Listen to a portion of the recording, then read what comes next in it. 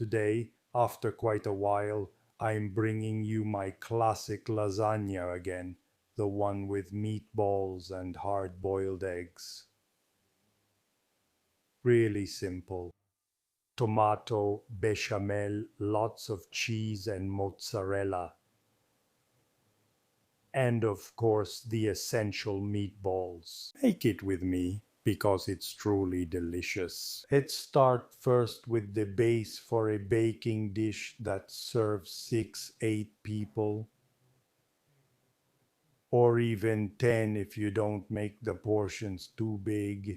You need half a kilo of tomatoes. For the pasta sheets, whether fresh or dry, I use the fresh ones. And I'll tell you that even when I use the dry ones, I never blanch them. Then do as you prefer. But in my opinion, they shouldn't be blanched. 1 liter of tomato puree. In the puree, you need to add a clove of garlic, a couple of tablespoons of extra virgin olive oil, and a little bit of salt. Then we'll need 5 or 6 eggs to hard boil in water. If you want, add a little vinegar, just a couple of tablespoons of white wine vinegar, which will help keep the shells from breaking. 300 grams of well-drained mozzarella or fior di latte or scamorza cheese. For example, today I made a mix of buffalo mozzarella, which I actually had left over from a recipe I made the day before yesterday. So this mozzarella is 2 days old, and a bit of fior di latte. Do as you prefer. Mozzarella works well, fior di latte works well, and scamorza works well too. Smoked provola is fine as long as it's dry enough, so let it drain well. Actually, make sure it drains well, and if needed, use mozzarella or fior di latte instead. Anyway, if the cheese is fresh, at least a couple of days old would be preferable, and then add about 100-150 grams of grated cheese. I would recommend either Grana or Parmigiano. Then for the bechamel, if you buy it ready-made, get about half a liter, 500 ml. If you make it yourself, I'll tell you the quantities I use. Half a liter of milk, 50 grams of butter, 50 grams of flour, a little bit of nutmeg, a bit of salt, and if you like, a little bit of pepper. For the meatballs instead, we'll need 200-220 grams of ground beef or veal. The same amount of ground pork. I always do half pork, half veal or beef. 80-100 grams. Add some breadcrumbs to your taste. 50 grams of grated Parmigiano or Grana cheese, a pinch of salt, and a small bunch of parsley. If you prefer, I recommend it. And finally, 400-500 ml of sunflower seed oil or peanut oil. So, first of all, I make the sauce. I put the oil in the pan, add the garlic and let it brown. Then, once the cloves are golden, I remove them. Start cooking the tomato puree. I add a bit of salt. And I let it cook for about 10 minutes. Now I put the eggs in cold water.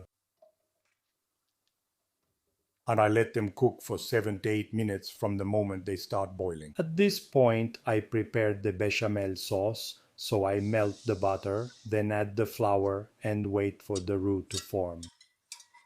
Here we go. Now, I slowly add the milk and stir. Then I add a pinch of salt, a bit of pepper, bit of nutmeg, and I mix well until it thickens.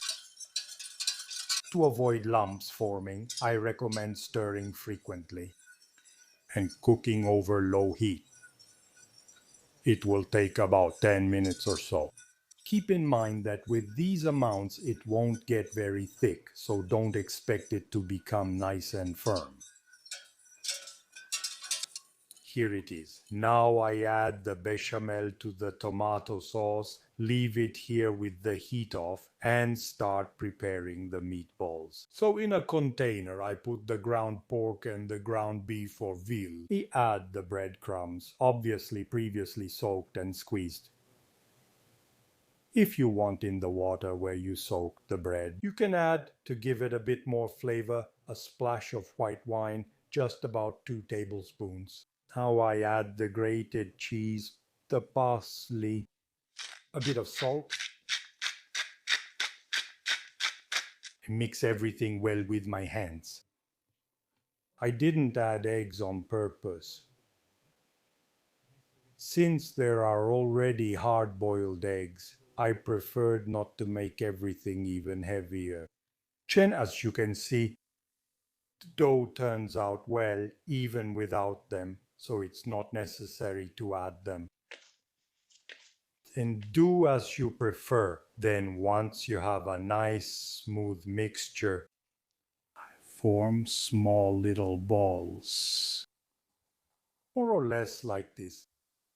And then I fry them for 3-4 minutes in hot oil. Put a good amount in at a time, otherwise you'll never finish.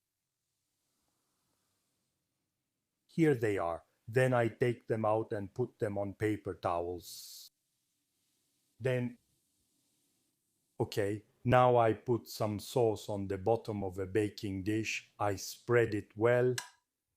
Then I put the pasta sheet, another drop of sauce. I always spread it well. Then I add the hard-boiled eggs. The mozzarella, the little meatballs, they're good. The grated cheese.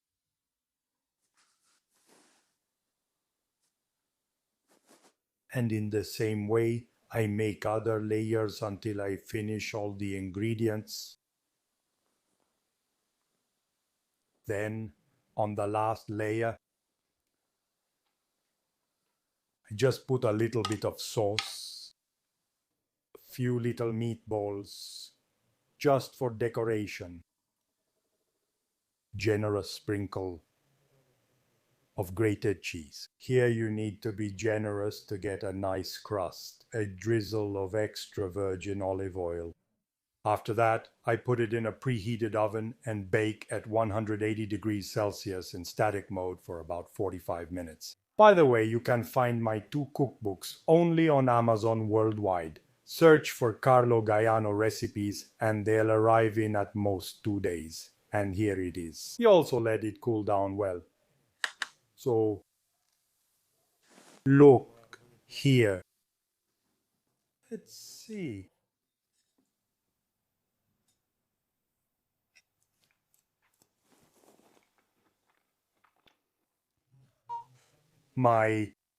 There's nothing to do. It's my favorite, but then look at these little meatballs. Well, an exceptional thing. Taken all together, then I don't appreciate. Couscous. Exquisite. Take it and let me know what you think in the comments below. For now, I'll say goodbye, and as usual, before I leave you, I want to wish you a good meal. By the way, before I finish, I wanted to tell you a couple of important things. No, you'll definitely ask me, and I hope you'll make it to this part of the video. Preparation in advance. So if you want to prepare it the night before or in the afternoon for the next day, go ahead and do it. Just prepare it. Cover it with plastic wrap. Don't use aluminum foil because in contact with tomato, it's carcinogenic, and put it in the fridge. About an hour and a half before lunch, 2 hours before lunch, take it out of the fridge, put it in the oven and bake it for about an hour. Because it's cold from the fridge, I suggest cooking it at least 15 minutes longer. Let it rest. And cool down with the oven door open. That is, with the oven door slightly open. And after about half an hour, you can serve it without any worries. If there's any left, you can keep it in the fridge for 1 or 2 days, always in an airtight container or on a plate covered with aluminum foil, or you can freeze it, do as you prefer.